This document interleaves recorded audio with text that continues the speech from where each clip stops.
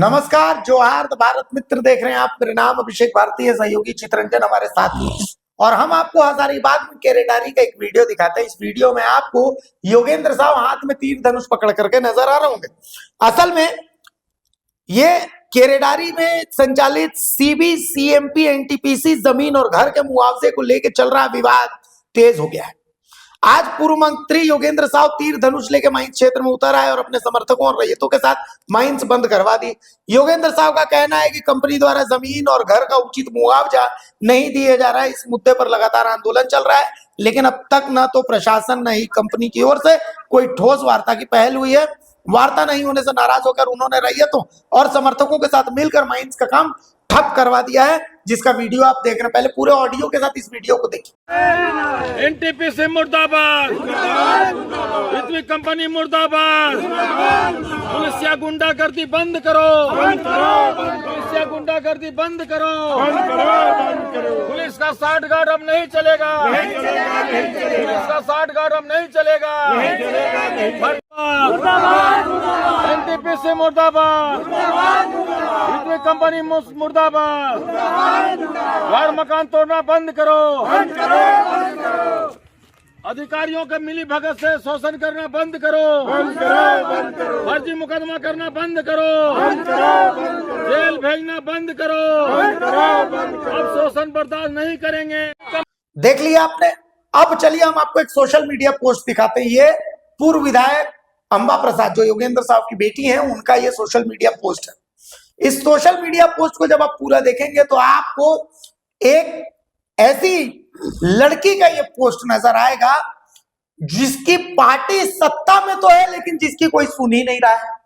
मतलब आप समझिए कि अंबा प्रसाद को ना कांग्रेस, जो खुद उनकी पार्टी है, उसका साथ मिल रहा है, जेएमएम तो खैर साथ दे नहीं रहा है, बीजेपी का साथ मिल नहीं रहा है, प्रशासन, पूरा प्रशासनिक महकमा अंबा प्रसाद और उनके पिता के खिलाफ नजर आ रहा है। और इस लड़ाई में अंबा प्रसाद बिल्कुल अकेली नजर आ रही। जो थोड़े बहुत विस्थापित हैं वो उनके साथ नजर आ रहे हैं।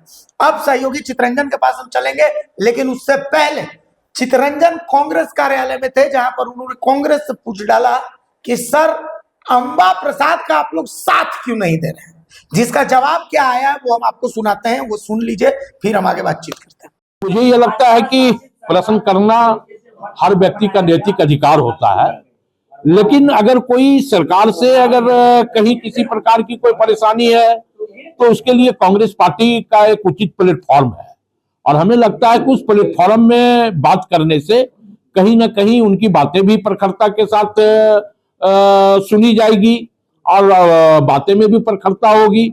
आपको अगर किसी प्रकार की किसी से भी अगर कोई शिकायत है, कंप्लेन है, तो उसके लिए पार्टी फोरम है और पार्टी फोरम में हर व्यक्ति को अपनी बात को रखने का अधिकार है। पार्टी फोरम में तो कई बार और अगर कोई व्यक्ति पार्टी ने उनको नजरअंदाज किया। नहीं, हमें ये लगता है कि पार्टी फोरम में अगर कोई बातें रखी जाती है तो स्वाभाविक तौर पे पार्टी उस पर संज्ञान लेती है। पार्टी किसी की भी बातों को नजरअंदाज नहीं करती है। सुन लिया आपने चित्रंजन, ये जो तमाम वाकया चल रहा है केरेडारी में। इससे पहले अंबा प्रसाद ने वहां जो खनन कंपनी का साउथ की है उसके खिलाफ मोर्चा खोला था, ऑडियो सारी चीज आई थी। और अब जो है एनटीपीसी के खिलाफ योगेंद्र साहब ने मोर्चा खोला हुआ है। ये पूरा विवाद जमीन का है, गैर मजरूआ खास जमीन है, जहां उनका दावा है कि पिछले 30 साल से उनका ईंट भट्टा चल रही थी। कंपनी ने जबरदस्ती उसको धसा दिया। उनका कहना है कि मुझे मुआवजा भी नहीं मिला। योगेंद्र साहब की मांग है कि नई जो मुआवजा नीति है उसके तहत उनको जो मार्केट रेट है उस मार्केट रेट से 3 गुना ज्यादा मुआवजा मिले। लेकिन कंपनी ने जो वहां पर जन सुनवाई हुई थी और जो भी डॉक्यूमेंट थी उसके आधार पर पुरानी मुआवजा नीति है उसके तहत उन्होंने मुआवजा दे दिया है, ऐसा उनका कहना है। अब यह विवाद कहाँ जाता दिखाई दे रहा है। और सबसे बड़ी चीज, सत्ता पक्ष के पूर्व विधायक है लेकिन इतनी कमजोर नजर आ रहे हैं, सत्ता पक्ष के पूर्व मंत्री लेकिन इतने कमजोर नजर आ रहे हैं। ये बताता है कि झारखंड में कांग्रेस के नेताओं की हैसियत अब क्या रहेगी। बिल्कुल, देखिए इसके दो वजह है विषय। एक, कांग्रेस तो सत्ता से में रह के भी सत्ता से दूर है, यह कहना तो शक्ति नहीं होगी। दूसरी बात, देखिए कांग्रेस पार्टी जो है, अंबा प्रसाद के साथ भी यही कहानी है। अंबा प्रसाद कांग्रेस में रह के भी कांग्रेस में नहीं है। इसलिए नहीं क्योंकि कांग्रेस सरकार में है और वो कांग्रेस की बड़ी नेत्री राष्ट्रीय सचिव हैं। बिल्कुल, बिल्कुल। ऐसा नहीं कि किसी विंग का, मतलब राष्ट्रीय जो मेन स्ट्रीम की पॉलिटिक्स है कांग्रेस है, उसकी वो राष्ट्रीय सचिव है। और बंगाल जहां भी चुनाव होना है, बिल्कुल वहां के सह प्रभारी हैं।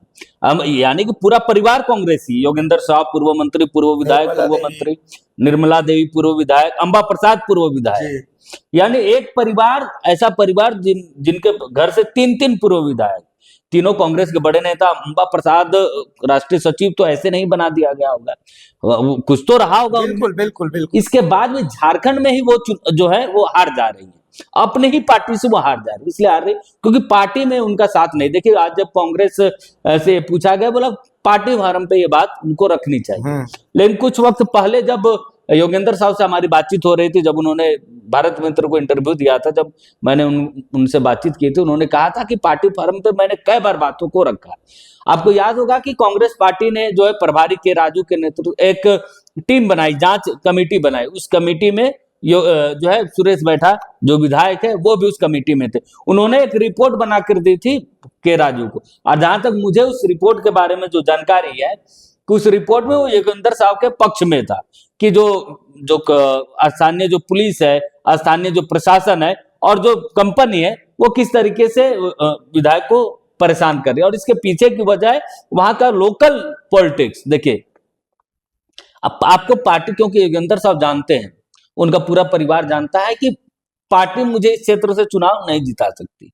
अगर मैं क्षेत्र का मुद्दा, जो जिस मुद्दे से पॉलिटिक्स चलती है वहां की, एनटीपीसी, क्योंकि वहां कंपनियों के खिलाफ अगर आप राजनीति नहीं करेंगे तो आपकी राजनीति डाउन हो जाएगी, खत्म हो जाएगी। और उस राजनीति को योगेंद्र साहब का पूरा परिवार आज से नहीं, बहुत पहले से पकड़ा हुआ है। यही कारण है कि एक ही परिवार से, जब योगेंद्र साहब मंत्री थे, विधायक थे, जब उनके ऊपर चार्जेस लगे तो उनकी पत्नी वहां से निर्मला देवी ने चुनाव लड़ा, वो भी चुनाव जीत गए।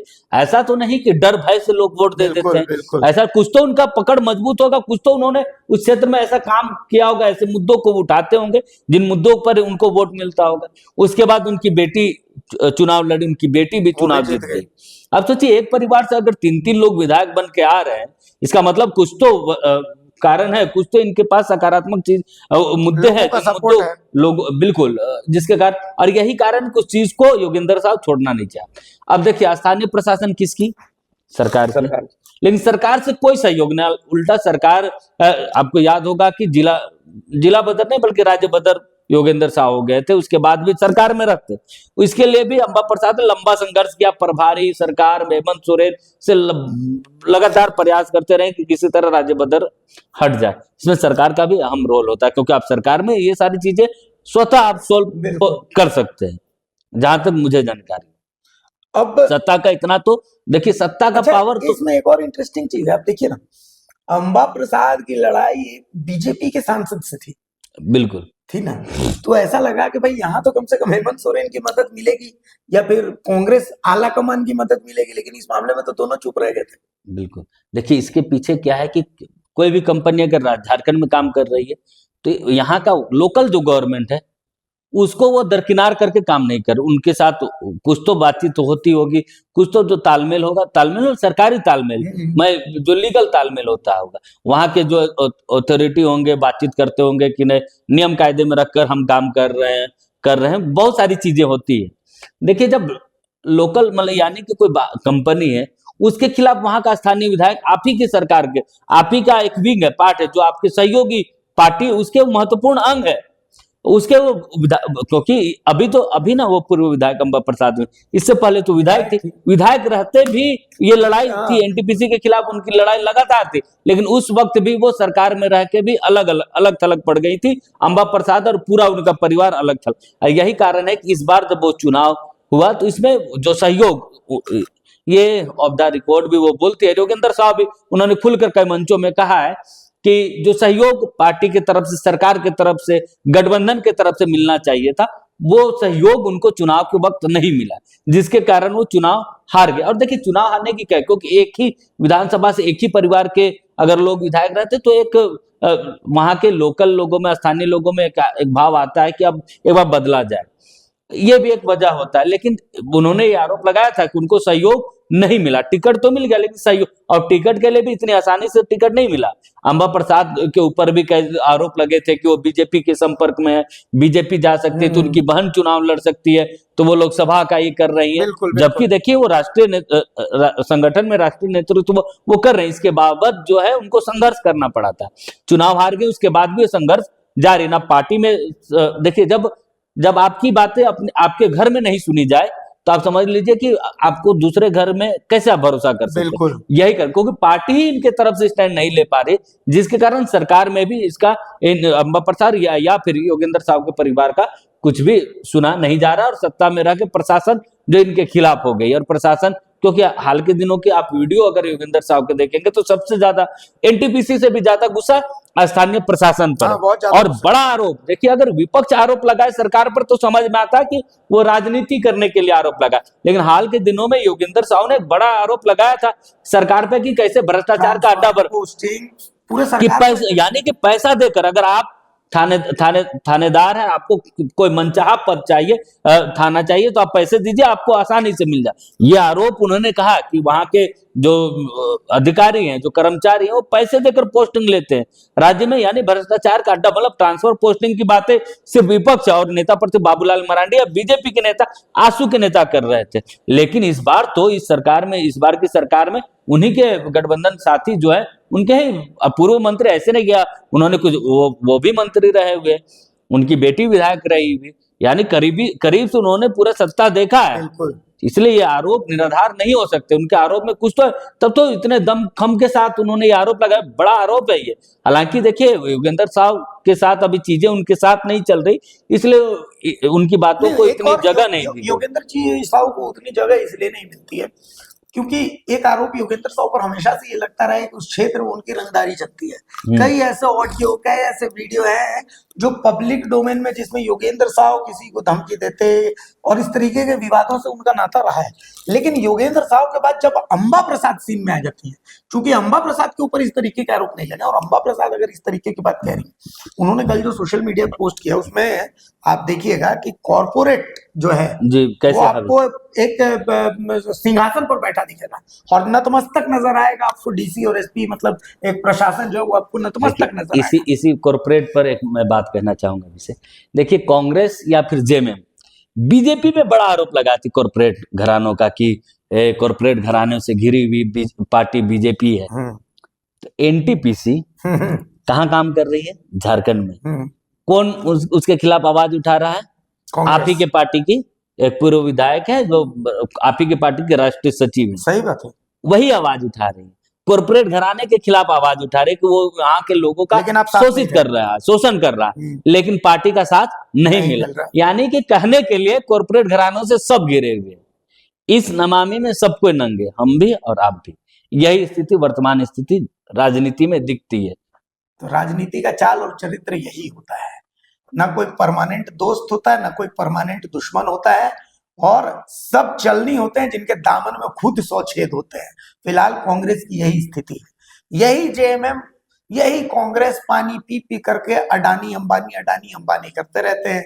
लेकिन यही कॉर्पोरेट कल्चर जब झारखंड में चलता है तो फिर यही कांग्रेस और यही जेएमएम दूध के धुले हो जाते हैं। एक विधायक फरियाद लगा रही है, लेकिन उस पूर्व विधायक फरियाद लगा रही है, पूर्व मंत्री फरियाद लगा रहे हैं, लेकिन उनकी कोई सुनने वाला नहीं है। क्यों? क्योंकि यहाँ पर कॉर्पोरेट कल्चर चल रहा है। इसी को कहते हैं सियासत। नमस्कार। जोहार।